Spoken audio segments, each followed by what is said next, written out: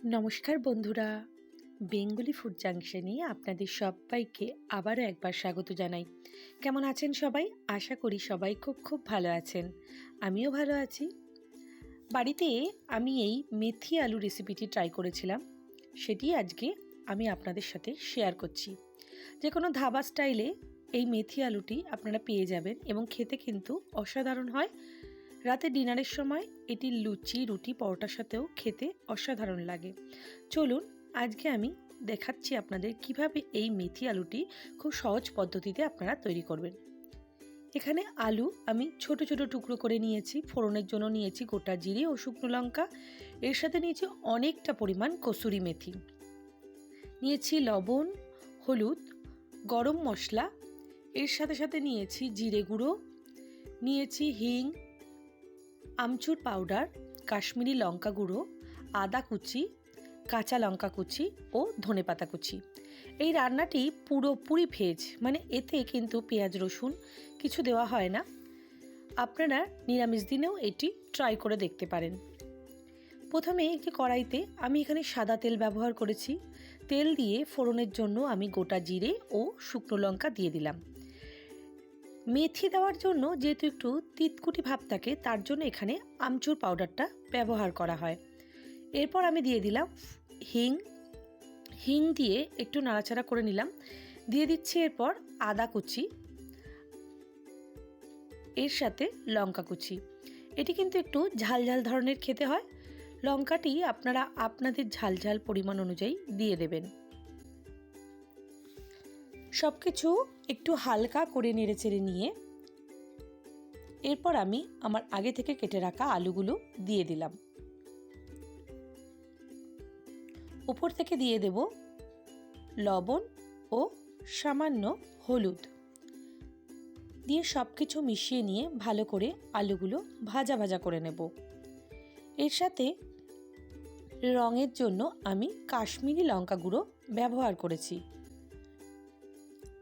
সব কিছু ভালো করে মিশিয়ে নিচ্ছি।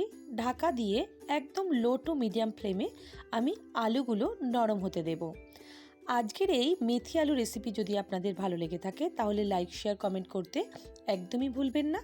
আর আমার চ্যানেলে নতুন হয়ে থাকলে চ্যানেলটি সাবস্ক্রাইব করে পাশে থাকা বেল বাটনে চাপ দিয়ে দেবেন। তাহলে আমি যখনই কোনো নতুন রেসিপি দেব আপনারা খুব সহজেই সেটি দেখে নিতে পারবেন। এরপর যেটি মেন ইনগ্রিডিয়েন্টস মেথি আলুর, সেটি হলো মেথি পাতা। এখানে আমি কসৌরি মেথি পাতা ব্যবহার করেছি। অনেকটা পরিমাণে মেথি পাতা আমি এর মধ্যে দিয়ে দিলাম।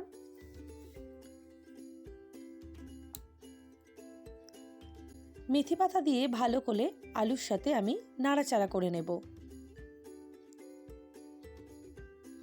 এরপর একে একে আমি এর মধ্যে ব্যবহার করব সব মশলা। জিরে গুঁড়ো, গরম মশলা গুঁড়ো,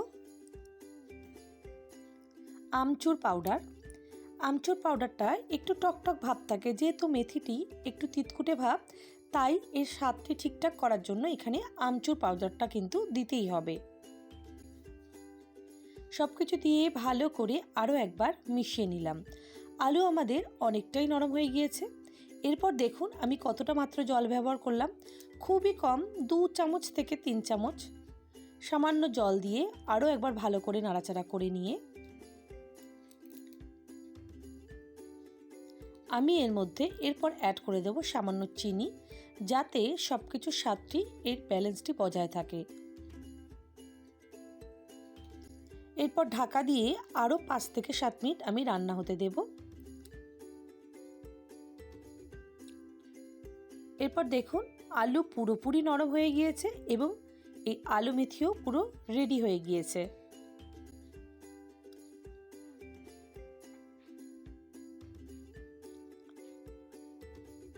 খুবই অল্প উপকরণে কিন্তু খেতে কিন্তু অসাধারণ হয় আলু মেথি।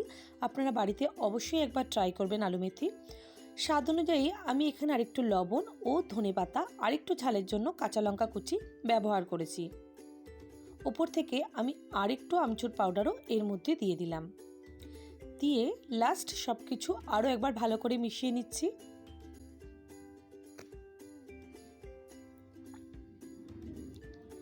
ব্যাস, আজকে আমাদের আলু মেথি পুরোপুরি রেডি হয়ে গিয়েছে। আশা রাখি আপনাদেরও এই রেসিপিটি খুবই ভালো লাগবে, আর ভালো লাগলে অবশ্যই কমেন্ট করে জানাবেন আর একটি লাইক দিতে ভুলবেন না। সবাইকে অসংখ্য ধন্যবাদ ভিডিওটি দেখার জন্য। সবাই ভালো থাকবেন, সুস্থ থাকবেন। শুভরাত্রি।